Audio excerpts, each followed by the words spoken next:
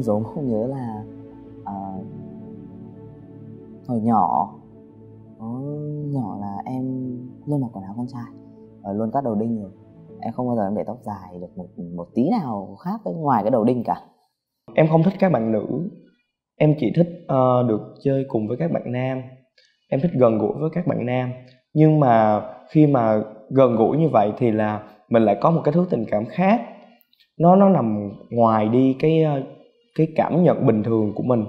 Hồi em 5 tuổi, hồi đấy em có thích một bạn gái, bạn thân em. Bắt đầu có tình cảm với cái bạn đấy. Thì hồi đấy là em học đến lớp 2 thì em viết thư cho bạn. Em bảo là tớ thích cậu, tớ yêu cậu, rất là có tình cảm với cậu. Thế bạn mới hỏi em là thế cậu bị đồng tính à? Hồi đấy em cũng không biết là gì, nhưng mà em cảm thấy bị ngại về cái điều bạn ấy hỏi, kiểu bị BD ấy, hồi đấy hỏi thế. Thế là mình bảo không, tớ chỉ là tớ thích cậu như kiểu là người nhà thôi, vì kiểu tớ rất là quý cậu như chị gái tớ. Thế là xong rồi lớn lên đến khi mà học đến năm lớp 8 rồi em vẫn có tình cảm với bạn ấy. Đến khi mà bạn ấy có người yêu em đau khổ lắm, em dằn vặt và em khóc mấy ngày liền. Nhưng mà cả nhà cũng không biết về những cái điều đấy, thì mình giấu bản thân mình. Trước mặt gia đình thì mình vẫn thể hiện mình là một đứa con gái, nhưng mà đằng sau đấy thì mình biết mình khác mọi người, và bắt đầu em thu mình lại. Và hồi đấy thì không có internet nhiều, và lúc đấy mình cũng không có cái sự hiểu biết về việc mình là ai, hay là mình yêu người ta là đúng hay sai. Hồi đấy mình chỉ biết là do cái ánh nhìn của xã hội nó quá lớn, mình bị sợ. Thì qua cái quá trình đứa đầu á, thì chuyển giới nam. Nhưng mà lúc đó cô không hiểu là chuyển giới nam là cái gì đâu, tại vì nó còn bé. Nhưng mà khi mua những cái đồ chơi của nữ với cái giới tính sinh học của nó thì nó không hề thích. Nhưng mà cái thích có nghĩa là leo trèo, nghịch phá. Thì đầu tiên cô cũng nghĩ rằng là đó là chẳng qua nó phá thôi, nó nghịch thôi.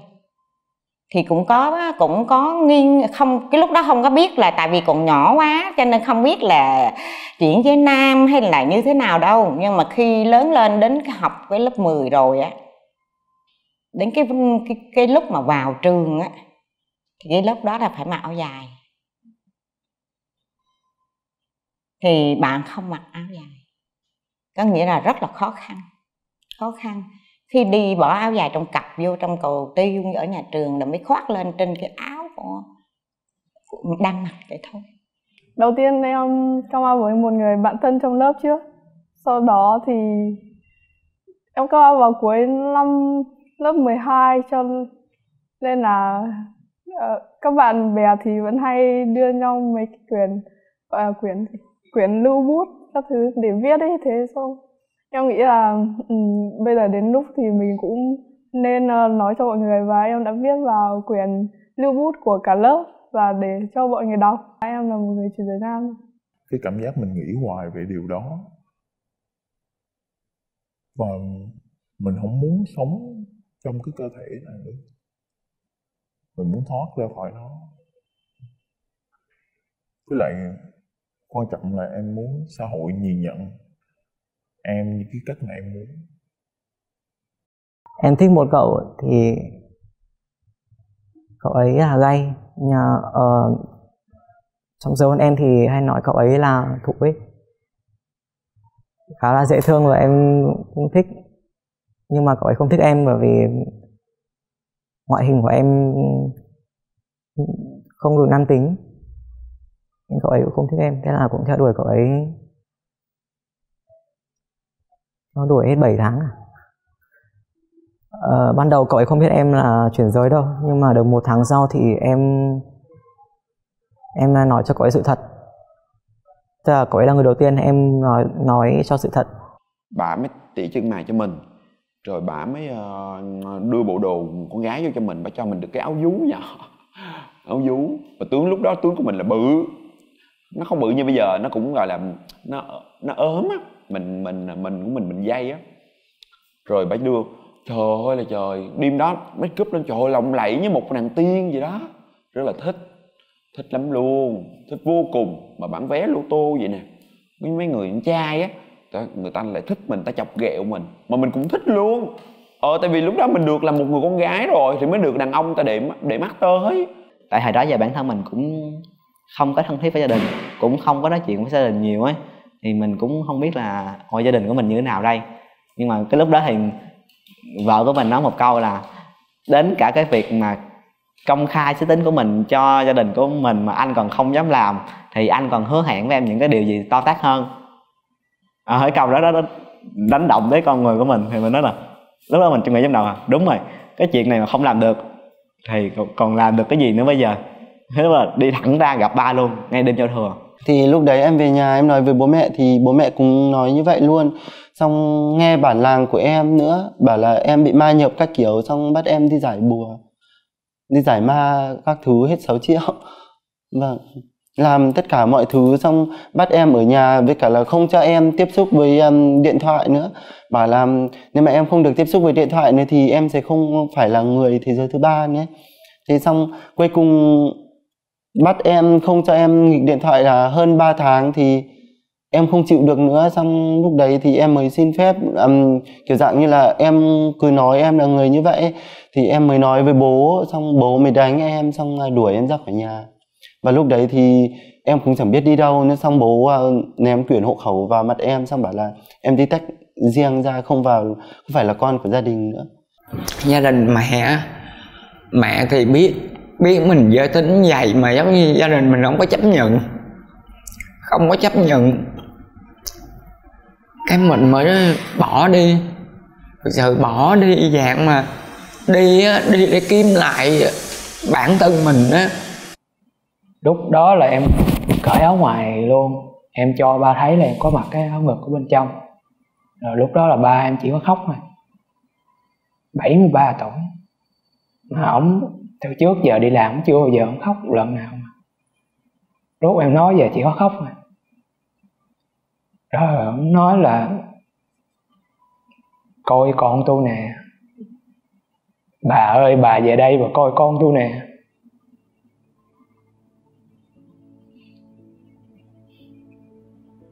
Và sau đó là ba em mới bình tĩnh lại, là mới bắt đầu là nói với em mà cái điều mà làm em bất ngờ nhất cho tới bây giờ đó là ba em không có nói là ba em không có đuổi em ra khỏi nhà, mà cái điều em bất ngờ nhất là ba xin lỗi em.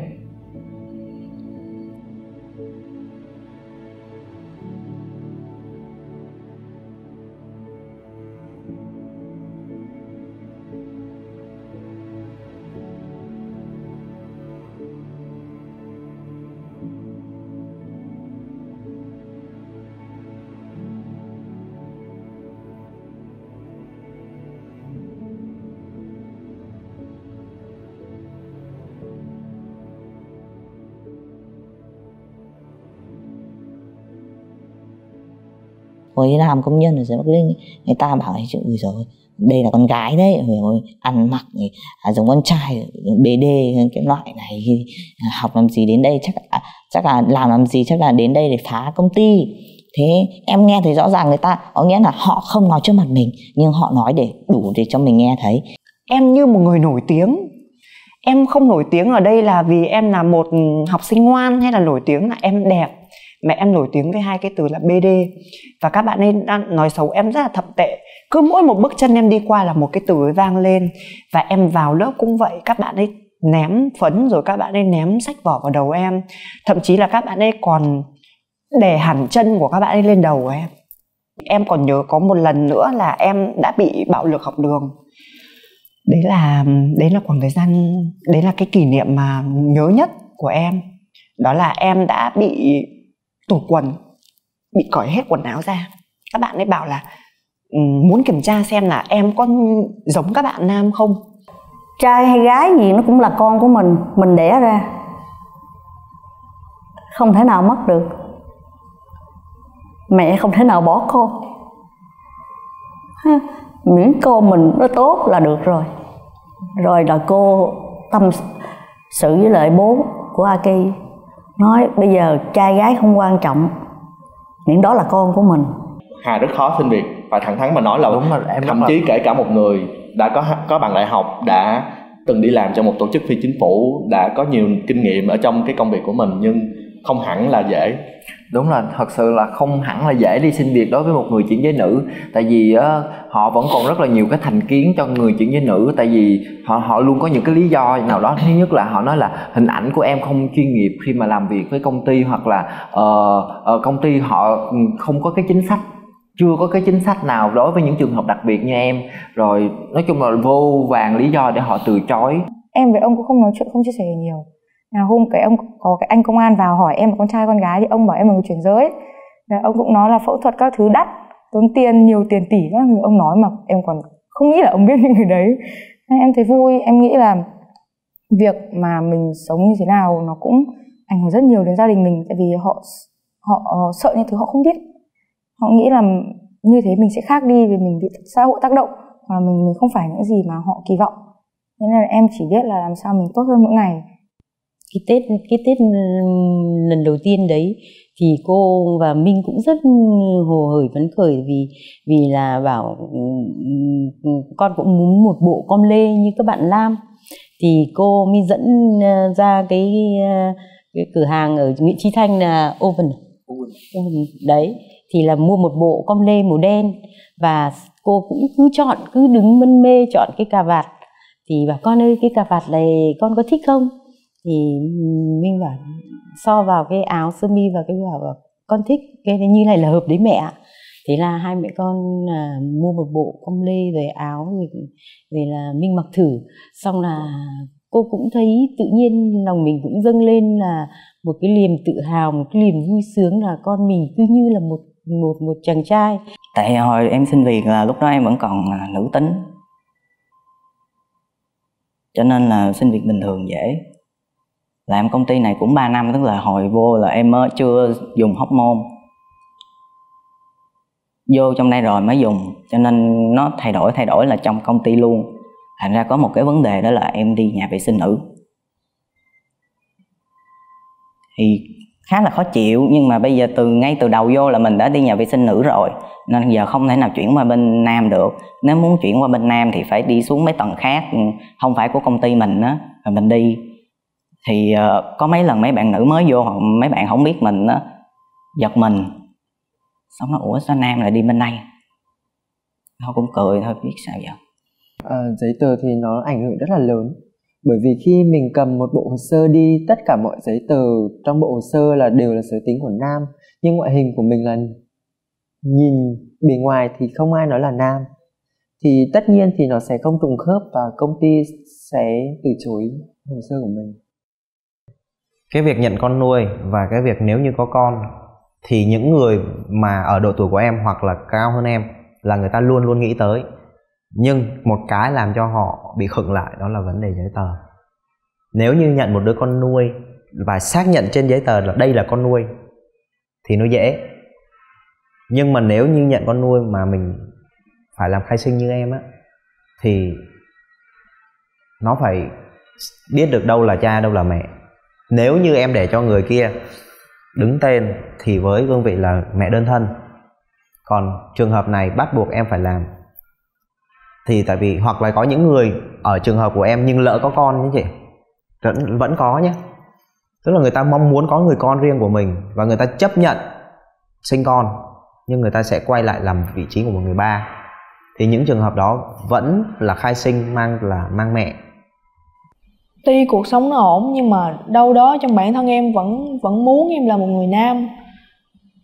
Rất là mong muốn cái chuyện đó. Nó cứ mỗi lần mà nhìn vào cái cơ thể mình nó không có phù hợp với mình, em cảm giác nó rất là bức bối, nó rất là ám ảnh tâm lý của mình.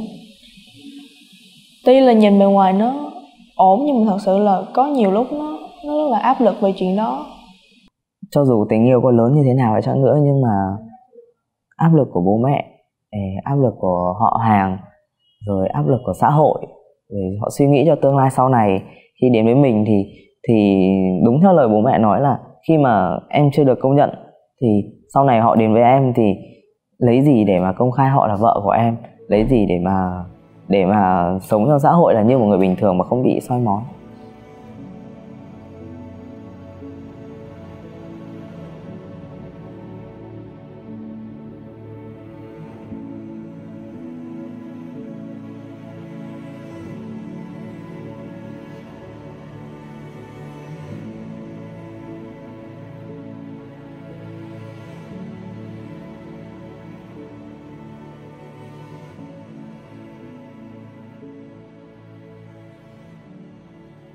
Khi em dùng hormone rồi cuộc sống em nó thuận lợi hơn rất là nhiều. Khi em bước vào một nơi nào đó em xin việc á, thì họ không hề thắc mắc về giới tính của em, vì họ nghĩ em là nam. Nên cái giai đoạn đầu của em nó luôn rất là trôi chảy. Còn nếu như trước khi mà em sử dụng hormone thì cái thường cái giai đoạn đầu nó hay lấn cấn lắm. Để mà người ta hòa nhập với mình phải mất cả một thời gian dài. Em nói ra ở đây không phải là em biện minh cho việc sử dụng hormone là một thần dược, vì thật ra nó chỉ là một cái liệu trình để nó hỗ trợ cho việc chuyển giới của tụi em thôi. Và nó phải đi kèm với cái việc mà tụi em phải xác định tư tưởng, và đặc biệt là tụi em phải được theo dõi về sức khỏe. Nhưng mà hiện tại ở Việt Nam thì lại không có.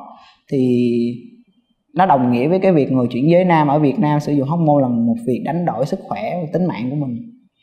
Bởi vì là tiêm tự túc, tiêm chui không có, hồi đấy chưa có luật pháp gì nữa, chưa có hỗ trợ y tế nào, nên là mình tự làm thôi, nên là không có theo dõi sức khỏe gì. Mình cứ đến đúng ngày mình tiêm thôi, không có bất cứ một sự kiểm tra y tế nào hay là tư vấn hỗ trợ tâm lý nào. Người yêu em cũng bảo là thôi không cần phải chuyển đổi giấy tờ gì đâu, nói chung là bây giờ em chỉ cần anh như này thôi. Kể cả đi phẫu thuật ngực, người yêu em cũng bảo là em thích anh như này, toàn vẹn bố mẹ sinh ra nào như thế. Nhưng mà em bảo em phải hiểu anh, khi mà anh đã quyết định đi con đường này là có nghĩa là anh rất muốn mình phải hoàn thiện về mọi thứ, về mặt cơ thể đã, về cái khao khát để thành một người đàn ông ấy. Có thể là khi mà nắm tay người yêu mình, hay là khi nào đi đâu ra ngoài mình cảm thấy vẫn tự tin hơn là như bây giờ thì nói chung nhiều cái vẫn mình phải tự biết. Kể cả họ không biết nhưng mà mình nhiều lúc mình vẫn cảm thấy hơi ngại một chút. Nhưng mà em muốn là hoàn thiện tất cả mọi thứ với mình không cần phải ngại ngùng hay là e thẹn hay gì cả.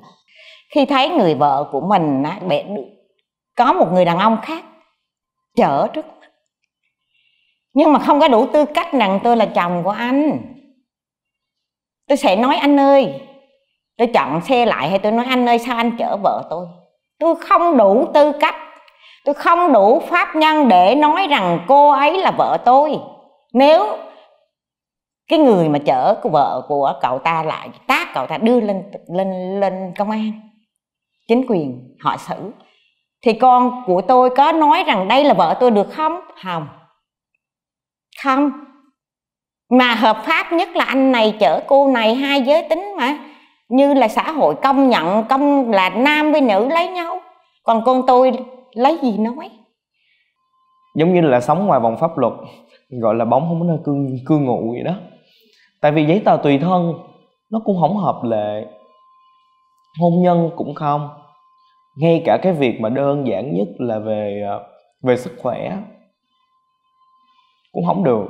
Đảm bảo về tài sản của hai đứa khi mà luật được ban hành đó. Khi ví dụ bây giờ hai vợ chồng cùng làm chẳng hạn, em nghĩ là mọi người đây đều biết là tiền bạc nó gắn liền với cuộc sống của mình, cho nên cái đầu tiên nó sẽ đảm bảo về tài sản của hai người.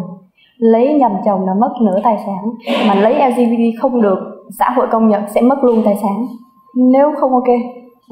Thì không thể nói phủ nhận về cái vấn đề tiền bạc được. Em đặt cao rất cao vấn đề đấy. Và cái dự định của em là năm sau em sang Thái thì em bắt đầu về tâm lý và sử dụng hormone. Đấy thì em, theo những gì em tìm hiểu thì ở Việt Nam các bác sĩ cũng có khả năng làm điều đấy, nhưng chỉ đơn giản vì luật pháp không cho phép nên họ không được quyền làm những cái như thế. Thì giấy tờ chỉ là một trong những cái mà nó là việc khi mà được ban hành cái luật thì giấy tờ đương nhiên là bọn em sẽ được đổi, nhưng mà sau đấy thì bọn em sẽ còn được cái bảo vệ y tế, về pháp luật, về cá nhân quyền lợi, rồi tài sản các thứ, nó rất nhiều cái liên quan đến, chứ không chỉ đơn giản, em nghĩ không chỉ đơn giản chỉ là đổi tên họ hay là để mình cảm giác của mình là sống hạnh phúc, nó có liên quan đến cả một xã hội. Khi mà mọi thứ nó không được rõ ràng, thực ra là cái luật cho chuyển đổi cho người chuyển giới nó không rõ ràng, cũng giống như cái gia đình hiện tại của em ấy, nó không rõ ràng, nó cứ dập dùng hai ranh giới, thì bọn em lại kiểu không có một cái lý gì hay một cái cớ gì để viện vào. Khi chị làm một việc gì đó nhưng mà không có ai công nhận điều đó, chị cũng muốn. Tất nhiên là không rồi.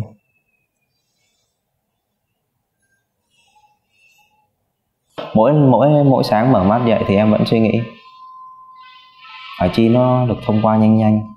Đơn giản như là mình đi hiến máu thôi. Mình đi hiến máu thì khi mà người ta gọi cái tên cũ của mình lên và mình ra mình hiến máu thì họ lại hỏi là tại sao em lại như thế, sao mình lại phải trình bày rất là dài, rất là mất thời gian.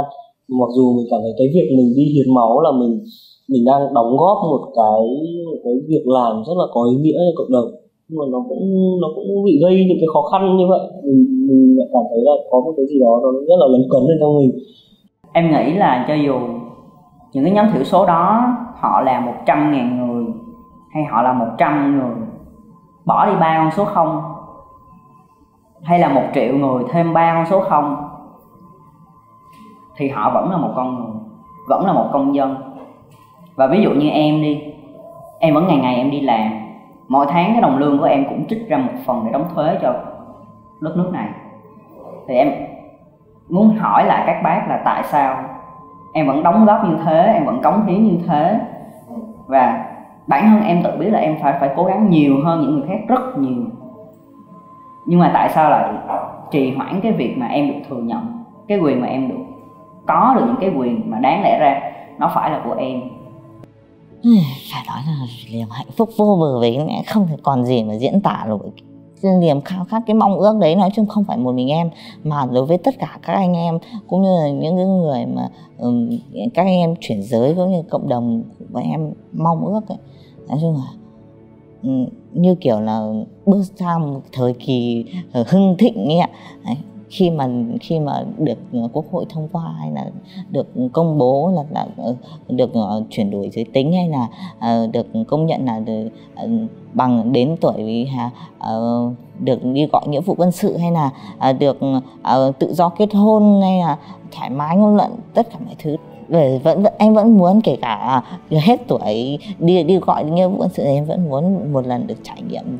Tại vì nếu như cả một xã hội rất nhiều cộng đồng những người thiểu số, dân tộc thiểu số, cộng đồng những người dân tộc đa số là dân tộc Kinh, rồi cộng đồng của những người là gay, là les, là song tính, là chuyển giới, nhiều cộng đồng như thế nó mới tạo ra một xã hội. Nếu như mình bỏ rơi một cộng đồng nào đó, rồi cộng đồng kia mình lại bỏ rơi một xíu, rồi cộng đồng này mình lại bỏ thêm một xíu, thì có phải nó quá nhiều cái lỗ hổng thì làm sao mình tạo ra một xã hội đẹp? Bởi vì thời gian đối với mỗi người nó cũng đều trôi qua như thế. Em nghĩ là để mà có được một cuộc sống bình đẳng thì không nên chừa lại bất cứ ai.